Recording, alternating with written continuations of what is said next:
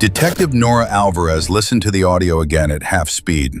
The chopping had rhythm, controlled, deliberate, but it was the spaces between the blows that chilled her. In those gaps lived something else, a breath that wasn't Evans, a footstep too light, a murmur just under the mic's threshold. Do it now. 3 words, calm, commanding. Alvarez leaned back, eyes closed, letting the sound wash over her. Evans' confession had been messy, emotional, self-serving. This voice was none of those things.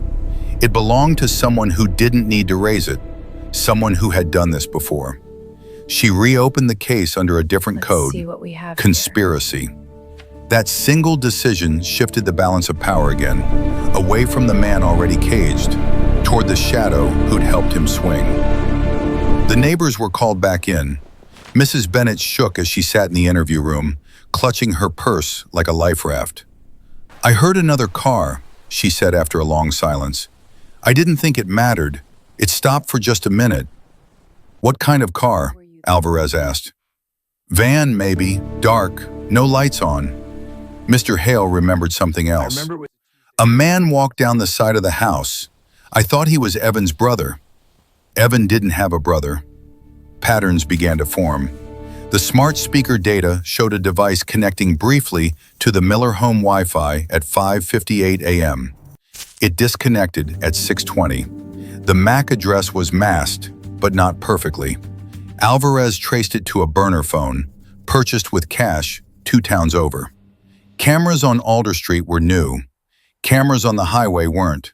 At 5:41 a.m., a dark van entered the city. At 6:29, it left. The timeline fit like a lock finding its key. Alvarez visited Evan in prison again. He smiled when he saw her. Too quickly. "Told you you'd be back," he said. "You had help," Alvarez replied. Not a question. Evan's smile widened. "You catch him yet?" "Him?" Alvarez leaned forward. "You just admitted there's someone else." Evan laughed softly. "I admitted nothing." She placed the transcript of the smart speaker audio on the table. The color drained from his face. "That voice," Alvarez said, "not yours." Silence. "He said he'd make it quick," Evan whispered. "Said the sound would cover everything." "Who?" Alvarez pressed. Evan's eyes flicked to the camera, then back. Fear, real fear, slid into place. "You don't understand," he said. "He doesn't like being named." The guard shifted. Alvarez stood. "Then you better hope I name him first." The breakthrough came from Grace's phone. Recovered weeks earlier, overlooked in the rush to convict. Alvarez re-examined it with fresh eyes. Messages Grace had drafted but never sent. Notes saved and hidden. One entry stood out. "Evan isn't the one I'm afraid of anymore." Below it, a name. Caleb. No last name, just a single word, typed twice, then deleted and retyped, as if Grace had hesitated even in private. Alvarez searched internal databases. Too many Calebs. Then she widened the net. Probation records, domestic cases, restraining orders tied to associates. A hit. Caleb Rourke, former contractor, known for conflict mediation, appeared as a friend in 2 prior domestic cases that ended in unexplained deaths ruled accidental.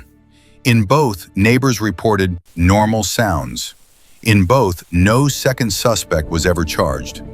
The power shifted violently now. This wasn't an accomplice, it was a pattern. Alvarez issued a quiet bolo. Caleb Rourke was last seen 2 days earlier at a hardware store outside the city. Bought gloves, bought rope, paid cash.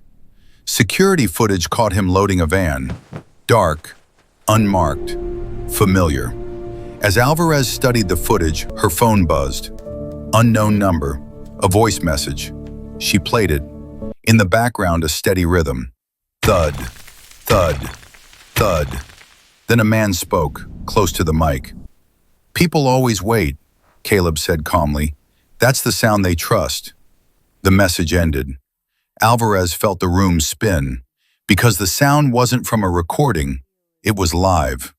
Her office window looked out over Alder Street, and somewhere nearby something was being chopped, slowly, deliberately, into something the neighbors might mistake for wood.